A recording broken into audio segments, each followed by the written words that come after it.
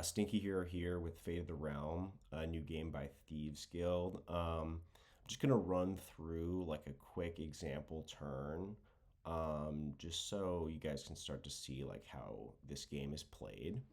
So normally you have three characters and a deck of 40 cards, but I've just set up two characters to just like play out a turn. Um, so we've got Tritus, the Tactician, versus Grok, Battle Rager. So we'll pretend that it's Tritus's turn. I've got these three standard actions.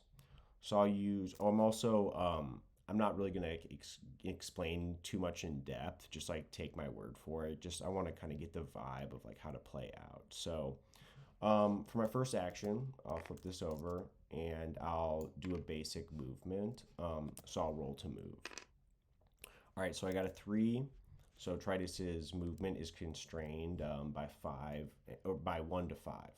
So he can't move six, even if I roll a six, but I rolled three. So I will declare to move right here. I'm trying to get in melee range of him. So one, two, three, I'll declare to move there. Now Grok has an opportunity to respond before I actually move there, but he won't respond. So Tritus will move in right here. Now for my second action, I'm going to pay another green action, and I'm going to cast the ability Critical Strike. All right. So this is basic attack plus 1d6. So I'll declare this, and I'll roll to see what my attack does. All right. So I roll the one, and then basic attack. So Tritus's basic attack in like the center left is 3 direct damage. So this will be 3 plus 1. So I'll attack for 4 damage. Now Grok doesn't want to take this damage, so he's going to declare to use Lightfoot. All right. So this is in the top right. There's a white circle, the white action point. That's a free action, so it doesn't cost any of these action points. So Grok is going to use Lightfoot, which says move 2, and he is going to declare to move right here. This will put him out of melee range because Critical Strike is a melee range attack. So this will avoid the attack if this is successful. So Critical Strike is on the stack, and then Lightfoot from Grok is also on the stack.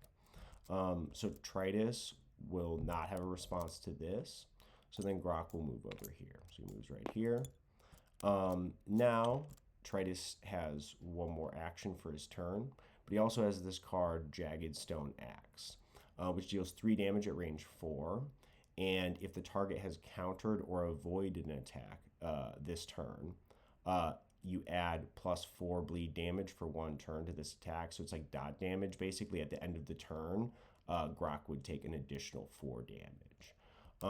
And since Grok used Lightfoot, both these abilities are resolved.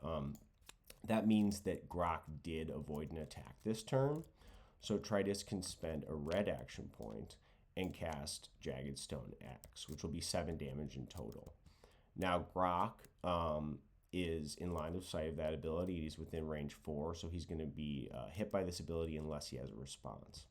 Now, he does have a card in his hand, Crushing Blow, but this is a melee ranged ability, and it counters an ability, which would fizzle the Jagged Stone Axe. But since he's not in melee range, he can't use that. But let's say he did still have another Lightfoot in his hand, then he would be able to move 2 and move behind this red tile, which is a mountain tile, which blocks line of sight. So if he did have a Lightfoot, he would be able to move behind this mountain, and then that would fizzle the Jagged Stone Axe because he's out of line of sight. But since he doesn't have another Lightfoot, he's just going to take the 7 damage. So bam, he gets hit for 7 damage. Now, Tritus has one more action. He can roll to move with that one. All right, he got a 4. So he's going to attempt to move right here. Let's say Grok said that's okay. So now he's hidden behind this mountain. So on Grok's turn, Grok would have to move around the mountain to start attacking Tritus. And then he'll end his turn. And let's just say Grok did some stuff, but the board state is the exact same essentially on Tritus's next turn. Now Tritus used Jagged Stone Axe in the previous cycle, and so he spent one of his borrowed action points. Now borrowed action points, you're essentially borrowing from your upcoming turn. So when Tritus's turn begins, in addition to drawing a card, he would restore his standard action points. But since he spent 1 red, he's only going to restore 2, and then he'll get all of his borrowed action points back, ready to use. So now he only has 2 standard action points this turn. But if I were to have spent 2 borrowed action points, I would only have 1 standard action point. So that's basically like all I wanted to touch on in this video. Yeah, keep a lookout for more stuff. We're going to be putting out a lot more stuff. And check out like fateoftherealm.com. We're looking on Instagram and TikTok. We're trying to get some other social media up and running. But yeah, check it out. They've got all the characters on the website and all the cards. So there's like 43 heroes, and then there's like 430 about cards. So yeah, check them out. Start looking at that stuff and keep eye out for more videos and stuff. Yeah, thanks for watching. Thank you.